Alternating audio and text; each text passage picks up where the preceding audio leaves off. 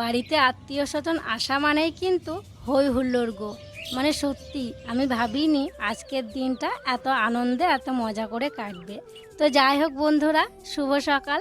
আশা করছি তোমরা যে যেখানে আছো সকলে ভালো আছো, সুস্থ আছো। বীরভূম জেলার ছোট্ট একটি গ্রাম থেকে আমি দৈবকী তোমাদের সকলকে জানাই আমার ব্লগ চ্যানেলে অনেক অনেক স্বাগত আর আমার অনেক অনেক ভালোবাসা। এখন বাজছে ওই সকাল 8টা মতো, আর দেখো চলে এসেছি উনুন শালটা লেপার জন্য। কালকে তো ভালো করে সকালবেলায় গোটা উনুন শালটায় লেপা হয়েছিল, আবার রান্নাবান্না হওয়ার পর অর্ধেকটা লেপা হয়েছিল। তো কালকে রাত্রে তো উনুন শালে রান্নাবান্না হয়েছিল, তোমরা দেখেছিলে।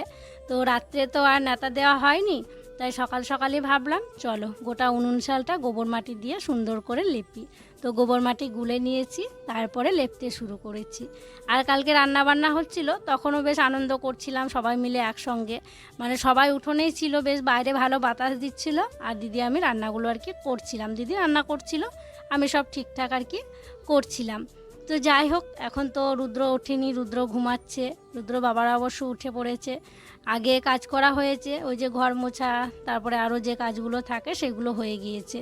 তো দুটো উনুনই দেখো ভালো করে লেপে নেব। ওই উনুনটা দেখো কালকে মাটি দিয়ে লেপেছিলাম বলে বেশ পরিষ্কারই হয়ে আছে। সকালবেলা চা হয়েছে অবশ্য, তবে তাও দেখো কালি মনে হচ্ছে যেন হয়নি। মানে একবার দুবার যদি ব্যবহার করা হয় তাহলে কিন্তু কালি অতটা বোঝা যায় না। তো বেশিক্ষণ জ্বললেই কিন্তু কালিটা বোঝা যায় ওই উনুনগুলোতে। তবে এই দিককারটা একবার কিছু হলে আর কি বোঝা যায়। তো যাই হোক, কথা বলতে বলতে দেখো ভিতরটা পুরোটাই আমার মোছা হয়ে গেছে। আর এই যে বাইরের এই জায়গাটা এখন মুছে নিচ্ছি, লেপে নিচ্ছি। তো চলো, ঘর মুছে মুছে অভ্যাস তো, যে আর কি মুছে নিচ্ছি তাই বলছি। তো যাই হোক, লেপে নিচ্ছি। তো চলো, বাইরের দিকটা বেশিটা লেপবো না, কারণ প্রত্যেক দিনই তো বৃষ্টি হচ্ছে আর এই দিকটাতে জল যাচ্ছে, তো সেই কারণে নিচের দিকটা বেশিটা মুছবো না, একটুখানি করে এখানটাতে আর কি সমান করে দিচ্ছি।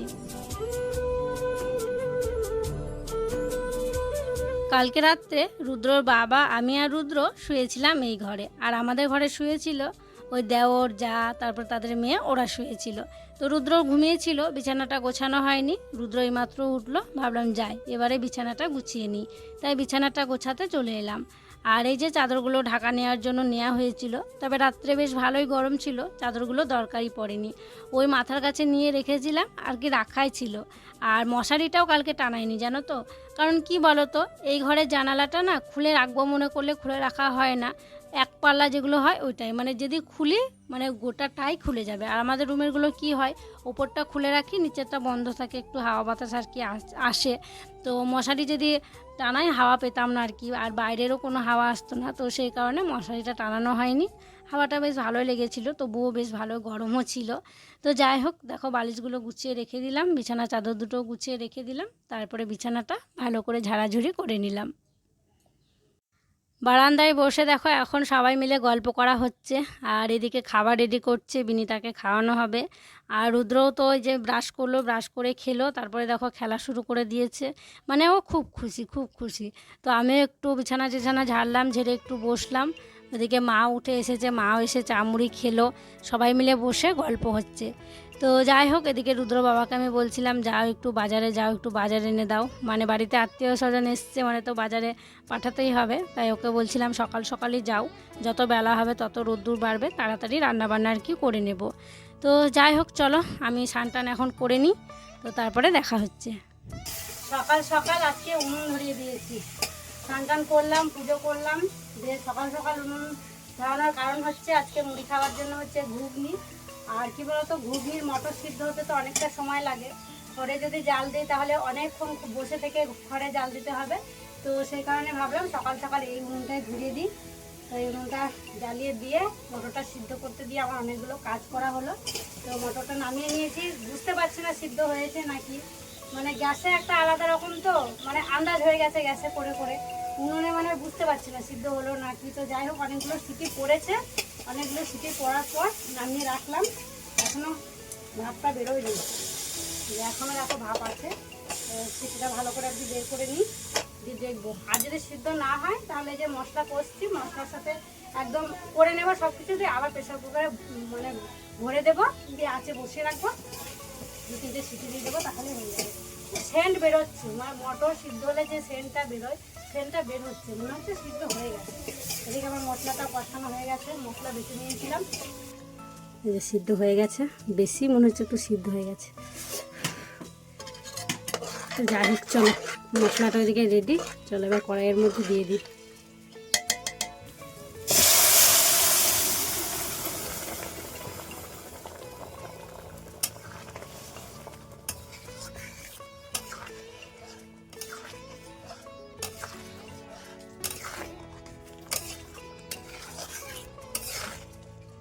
ঘুগনি করার পর সবাইকে মুড়ি দিয়েছিলাম, আমিও মুড়ি খেয়ে নিয়েছি। আর এদিকে যা আর দেওর ওরা একটু ছিল না, একটু বেড়াতে গেছিলো, তো ওরা এলো, এবার ওদেরকে মুড়ি খেতে দিলাম।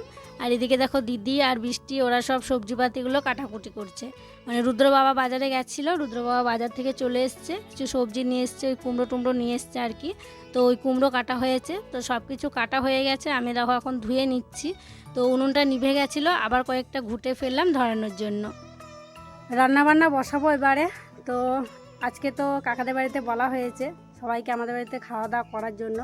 আমরা যে হাঁড়িতে ভাত রান্না করি সেটাই করলে হবে না, তো সেই জন্য কাকাদের বাড়ি গেছিলাম হাঁড়ি আনার জন্য, বড় হাঁড়ি নিয়ে আসলাম। আমাদেরও এই মাপের হাঁড়ি একটা আছে, তবে কি জানো তো আমাদেরটাই জল আছে, তো জলটা ঢালাঢালি করবো না, ভাবলাম কাকিমাদের বাড়ি থেকে কাকিমাদেরটাই নিয়ে আসি। তো এই যে বড় হাঁড়িটা নিয়ে এলাম, এই যে দেখছি আমার কাছে। তো চলো হাঁড়িটা ভালো করে ধুয়ে নিই, এটা তো কাকিমাদেরও ব্যবহার হয় না, ওই যখন আত্মীয় স্বজন আসে আমাদেরকে বলে তখন বেশি আর কি ভাতের দরকার পড়ে, তখন আর কি দরকার হয়। তো চলো ভালো করে একটু ধুয়ে নিই, আটা ছিল আটা লেগে আছে মনে হচ্ছে। তো তারপরে রান্নাবান্না বসাবো, একটু মাটি লেপতে হবে, মাটি না লেপলে তো হবে না, উনুনে করব। আর গরম বেশ ভালোই আছে, হাওয়া বাতাস কিছুই নেই, আজকে মনে হচ্ছে বৃষ্টি আসতে পারে বিকেলের দিকে। চলো দেরি করব না, গরমের দিন যত তাড়াতাড়ি রান্নাবান্না হয়ে যায় ততই ভালো, তাই না? রান্নাবান্না বসানো হয়ে গিয়েছে, আর আজকে দেখো দিদি রান্নাবান্না করছে, কারণ দিদি বলল আজকে বেশি রান্নাবান্না হবে, তোকে আজকে রান্নাবান্না করতে হবে না, আমি রান্নাবান্না করি। তাই দিদি আজকে দায়িত্ব নিয়েছে রান্নাবান্নার। তোমরা দেখছিলে আগে দিদি রান্না করছিল, তো এখন আমি করছি আর কি। এখন সুস্থই আছি বলতে পারো, কোনো রকম অসুবিধা হচ্ছে না, তো সেই জন্য আমিই করি। তো আজকে দিদি বললো দিদি রান্না করবে, তাই দিদি করছে। বড় হাঁড়িতে ভাত হবে, বড় হাঁড়ি নামানো মুশকিল আমার ক্ষেত্রে, তো সেই কারণে দিদি আর কি করছে। আর ওই যে বললাম না রুদ্র বাবা বাজারে গেছিলো, রুদ্র বাবা নিয়ে এসছে চিকেন, তো সেটাই দেখো আমি এখন দেখে নিচ্ছি, কেটে নিচ্ছি। তো কি বলো তো, একটু একটু লোমগুলো আর কি থাকে, তো সেগুলো একটু বেছে নিচ্ছি, আর খুবই মোটা যেগুলো থাকে সেগুলো আর কি একটু ছোট ছোট পিস করে নিচ্ছি। তো ওইদিকে ছোটো কড়াইটা এখন বসানো হয়েছে, বড় কড়াইটা দেখো মাটি লেপে রাখা হয়েছে, কারণ ছোট কড়াইটাতে সব কিছু হবে, মাংসটা রান্না করা হবে না, মানে ওটাতে ধরবে না, তো বড়টাতে শেষে আর কি মাংসটা রান্না করা হবে। আর এখন যদি বড়টা বসিয়ে দেওয়া হয়, হাঁড়ি আর কড়াই পুরো ধাক্কাধাক্কি লেগে যায়, কড়াইটা সোজা হয়ে বসেই না, তো সেই কারণে এখন কড়াইটা বসানো হয়নি, পরে কড়াইটা বসানো হবে। আর এই যে দেখো মানে সোনা মেয়েটা সব সময় খেলা করে বেড়াচ্ছে, কি শান্ত কি শান্ত, দেখো কি কিউট দেখতে, তাই না? আজকের দিনটা বেশ ভালোই কাটছে, সবাই মিলে সকাল থেকে হই হুল্লোড় করে দিন কাটছে। আর মানে কাজকর্ম ফেলে এই যে দেখো এখন আম মাখা করা হয়েছে, সবাই মিলে এখন খাওয়া হচ্ছে আম মাখা, মানে সবাই মিলে মাখানো হলো, রোহিত বৃষ্টি আমি আমাদের যা দিদি সবাই মিলে আর কি, সবাই মিলে গল্প গুজব হই হুল্লোড় করে এই যে এক বাটি দেখো বড় বাটির আম মাখা করা হয়েছে। লোভ তো লাগছে, মনে হচ্ছে অনেকগুলো খেয়ে নেব, কিন্তু এখন অতটা টক খাওয়া আমার যাবে না, বারণ টক খাওয়া, তো বেশি আমি খাবো না, লোভ তো আর সামলানো যায় না, জিভে তো জল চলে আসছে, তো একটুখানি খাবো। কেমন হয়েছে? আমি তো এখন খাইনি, ভালো লাগছে, তাহলে আমি একটুখানি টেস্ট করে দেখি। মানে সেই স্বাদ, দারুণ লাগছে দিদি, দেখো। আর আজকে রান্না বান্না করছে দিদি, আমি হেল্প করছি আর কি, কাটাকুটি সব কিছু এনে দেওয়া এই দেওয়া, তো সত্যি আজকে আমরা সবাই মিলে কি আনন্দ করছি, মজা করছি, আম মাখা খাচ্ছি। না না না হ্যাঁ শুভ গরম লাগছে, না না আম নিয়ে এসছে, কে জানো এই দেওয়ার আম নিয়ে এসছে, এই দেওয়ার আম নিয়ে এসছে, আর এই দেওয়ার ওই মশলাগুলো সব গরম করলো, গরম করে বেটে নিয়ে এলো, আর আম কেটেছে যা, আর মাখিয়েছে বৃষ্টি, সবাই মিলে বললো না সবাই মিলে চিনিটা গুঁড়ো করবে না, গোটাই দেবা, কড়কড় করবে। এই যে দেখো এক বাটি আম মাখা, আমার তো খুব লোভ হচ্ছে, তোমাদের কি লোভ হচ্ছে গো? কার কার জিভে জল এলো একটু কমেন্ট করে জানিও। আমার সত্যি জিভে তো জল এসছেই, মানে দারুণ হবে খেতে। তো আর ধৈর্য ধরলাম না, সবাই মিলে দেখো গোল করে বসে পড়েছি বারান্দায় আম মাখা খাওয়ার জন্য। আমি একটুখানি বললাম যে নিয়ে টেস্ট করব। খেতে এত দুর্দান্ত হয়েছে কি বলবো, একটুখানি খেয়েছিলাম। তো মাকে এক পিস দেওয়া হয়েছিল, মা বলছে আর একটা আমাকে দাও। তো মাকে 2 পিস দেওয়া হলো, মায়েরও খুব ভালো লেগেছে। আর কি বলো তো, বছরের স্বাদ মানে সব সময় তো খাওয়া হয় না, ওই একবার খেলে কিছু হবে না বলো। তো যাই হোক, সবাই মিলে খুব মজা করছি আর আম মাখা খাচ্ছি।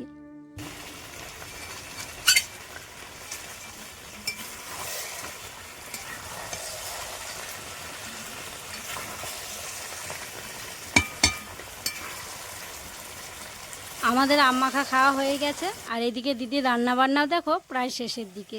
চিকেনটা এখন কষানো চলছে, চিকেনটা কষিয়ে জল দিয়ে দেবে, ফুটে গেলে আলু সিদ্ধ হয়ে গেলেই কিন্তু দিদিরও রান্নাবান্না কমপ্লিট হয়ে যাবে। সব কিছু আমি এক এক করে যে তরকারিপাতিগুলো হয়েছিল সব ঘরে রেখে চলে এসেছি। অনেক জামা কাপড় মেলা ছিল, জামা কাপড়গুলো তুললাম, জামা কাপড়গুলো তুলে গুছিয়ে রাখলাম। তো এখন আর তেমন কোনো কাজ নেই, ফাঁকা বোতলগুলোতেও জল তুলে নিয়েছি। কি জানো তো, মেঘ করছে মনে হচ্ছে। তো এখনকার মেঘ হওয়া মানেই তো বৃষ্টি হওয়া। তো সেই কারণে আমি আবার ঘরের কলে জল দেয়নি বলে ওই রাস্তার কল থেকে বোতলগুলোয় খাবার জল ভরে নিয়েছি। তো দেখলাম এখন শুধু শুধু আছি, মেঘ করছে, মেঘ করে যদি বৃষ্টি হয় তাহলে ওই যে ধুলোগুলো খড়গুলো উঠোনে আছে সেগুলো কিন্তু চেপে বসে যাবে, দেখতে খারাপ লাগবে। তাই ভাবলাম তাহলে আমি আস্তে আস্তে আর কি ঝাড় দিতে শুরু করি। দিদি তো রান্না বান্না করছে, আর দিদিই কিন্তু ঝাড় দেয় এখন। সেই যে আমার বুকে ব্যথা শুরু হয়েছিল, বুকে পিঠে ব্যথা আছে, জল বের করা হয়েছিল, তখন থেকে দিদি ঝাড় দিতে দেয় না, দুবেলাতে দিদিই ঝাড় দেয়। তো আজকে অনেক দিন পর বলতে পারো আমি ঝাড় দিচ্ছি, দিদি রান্নাবান্না করছে। আর রান্নাবান্না শেষ হতে হতে বোধহয় বৃষ্টি চলে আসছে, ভালোই মেঘ ডাকতে শুরু করেছে না, বিদ্যুৎ চমকাচ্ছে, এখন আস্তে আস্তে চমকাচ্ছে, তবে মনে হচ্ছে হবে বৃষ্টি, প্রচণ্ড গরম লাগছে। তো যাই হোক, উঠোনটা ঝাড় দিলাম, তারপরে দেখো এই যে গলিগুলো ঝাড় দিয়ে নিচ্ছি। আর এখন সব চারিপাশ দেখো কেমন যেন হয়ে আছে, হেবজে খেবজে হয়ে আছে, কারণ ওই যে একদিন পর পরে বৃষ্টি হচ্ছে, বৃষ্টি হয়ে আর কি কোনো জায়গায় আর কি সমান নেই, দেখতে যেন কেমন লাগছে। সব বাঁশের পাতা পড়ে আছে, পড়ে থেকে একদম চিপে বসে গিয়েছে। তো যাই হোক, ওই যে বৃষ্টি এলে আবারও আর কি সমস্যা হবে, সব পাতাগুলো আর কি চেপে বসে যাবে, সেই কারণে আরও ঝাড় দিতে শুরু করলাম। যেই রান্না বান্না কমপ্লিট হয়েছে আর আমার উঠোনগুলো রাস্তাগুলো ঝাড় দেওয়া হয়েছে, অমনি দেখো শুরু হয়ে গেছে ঝড় বৃষ্টি। বৃষ্টিও পড়ছে খুব জোর, বিদ্যুৎ চমকাচ্ছে, আবার দেখো ঝড়ও হচ্ছে। মানে কালকের দিনটা বাদ গেছিলো, সকালের দিকে তোমাদেরকে বলছিলাম না যে আজকেও বৃষ্টি হবে। দেখো কেমন বৃষ্টি হচ্ছে আর ঝড় হচ্ছে। রান্না বান্না হয়েছে, তবে কড়াই এখনও মাজা হয়নি, ওই যে কলপাড়ে ভেজানো রয়েছে।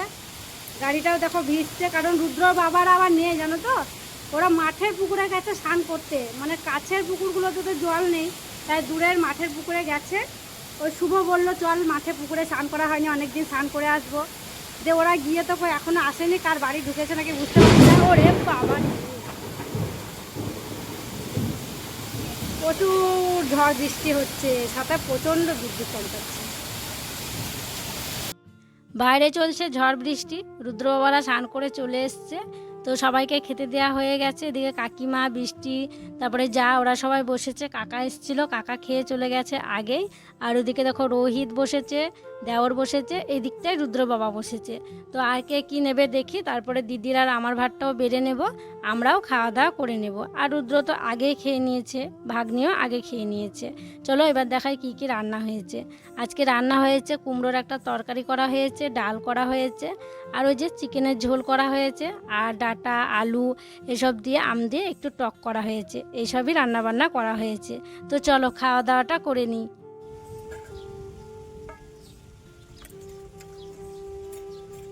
বৃষ্টির জন্য অনেক কাজ পিছিয়ে গেছে গো। এই যে আমি বাসন মাজতে এলাম, এটা বিকেল বেলায়, কারণ বৃষ্টি পড়েই চলেছে, এই বাসনগুলো আর মাজা ধোয়া করা হয়নি। তবে পাতাতেই তো খাওয়া দাওয়া করা হয়েছিল, সবাই পাতাতেই খেয়েছিলাম। বাসন বলতে ওই বাটি বেশি আছে, তো সবাইকে বাটিতে তরকারি দেওয়া হয়েছিল, বাটি আছে, আর মাকে থালাতে ভাত দেওয়া হয়েছিল, থালাটা আছে, আর একটা বড় ওই যে খোড়াগুলো আছে। তো বাসনগুলো আমি মেজে নিচ্ছি এখন। আর কি বলো তো, কড়াইগুলো তোমরা দেখছিলে বৃষ্টি পড়ছিল তখন ভেজানো ছিল। তো মাঝে একবার বৃষ্টি কমেছিল, যখন আমি সবাইকে খেতে দিচ্ছিলাম তখন দিদি কড়াইগুলো আর কি মেজে নিয়েছিল। আর তখন তো খাওয়া দাওয়া হয়নি, তো ওই বাসনগুলো খাওয়া দাওয়ার পরেই বের হয়েছিল। আর হাঁড়িটা আগে মাজা হয়নি, কারণ বেশি ভাত ছিল, তো হাঁড়িতেই ভাত রাখা হয়েছিল।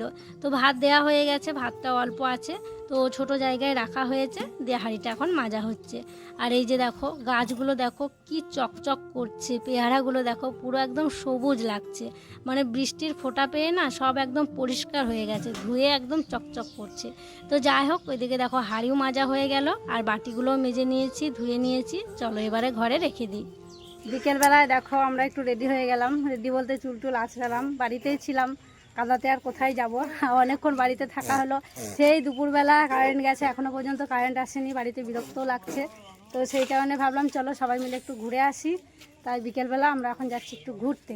ওই যে আমাদের জমি আছে, আলু লাগানো হয়, পেঁয়াজ লাগানো হয়, ওই জমির ওইদিকে পাকা রাস্তায় এখন যাচ্ছি একটু ঘুরতে। এই যে বিনিটাকে আমি কোলে নিয়েছি, সারাদিনে কোলে নেওয়াই হয়নি। তো ওদিকে যা আছে, দেওয়ার আছে, রুদ্র বাবা আছে, রোহিত আছে, সবাই মিলে যাচ্ছি। রুদ্র আছে সামনে, ভাগ্নি আছে। বেরো যাবা তুমি? হ্যাঁ, আর একটু আগে যাওয়া হতো, তবে এই যে ঘুমাচ্ছিল, দিয়ে আর কি দেরি হয়ে গেল। চলো রুদ্র, চলো, হাঁটো হাঁটো হাঁটো। মুনুকে বের, রুদ্র খুব খুশি। সন্ধেবেলায় চারিদিকে ঝিঝি পোকার ডাক শোনা যাচ্ছে। এইমাত্র আমি সন্ধ্যাবাতি দিলাম, তারপরে চলে এসেছি আমতলার পুকুরে পা ধোয়ার জন্য, কারণ আমার পায়ে প্রচণ্ড কাদা লেগে আছে। কারণ সন্ধ্যা দিচ্ছিলাম, তো সন্ধ্যা দেওয়ার পর ওই যে চালা ঘরের ওখানে গেছিলাম সন্ধ্যা দিতে, ওখানে যাওয়ার সময় এত পায়ে কাদা লেগেছে। আর সন্ধ্যা দিচ্ছিলাম সেহেতু তো জুতো পরে যাওয়া হবে না, খালি পায়ে যেতে হবে, দিয়ে পায়ে প্রচণ্ড কাদা লেগেছিলো।